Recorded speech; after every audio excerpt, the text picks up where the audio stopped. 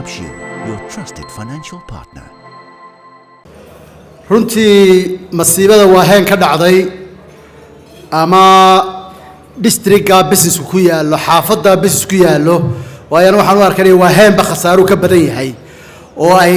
goobo badan oo business ay gaadhay ilaahay dadka uu ganacsatada uga haw fududeeyo wuxuu se kala muujiyay markaad ka eegtid xagga positive-ka ama wanaaga in ganacsatada ay midowday inay ganacsatada isbarata gudaheedii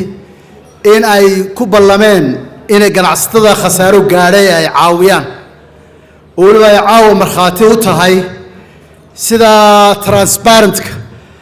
ay u caddahay ganacsi walba uu afkiisii kaga ballan qaaday lacagtuu bixinayo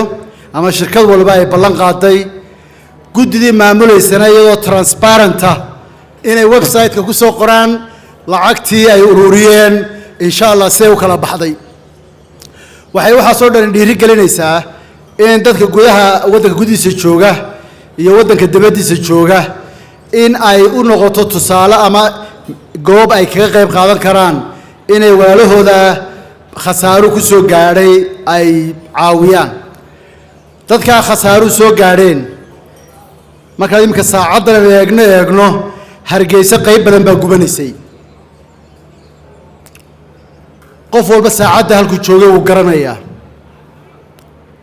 ama dawlad ha ahaado ama shacab ha ahaado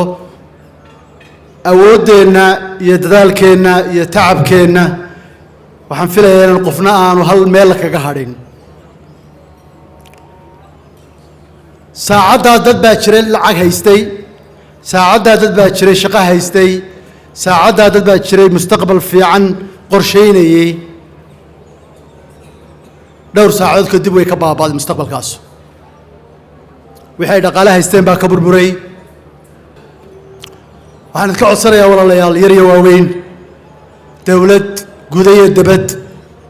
iyadoo wax siyaasadii ku jirin dadka la caawiyo si daacada loo caawiyo si walaaltinimo loo caawiyo salaamu calaykum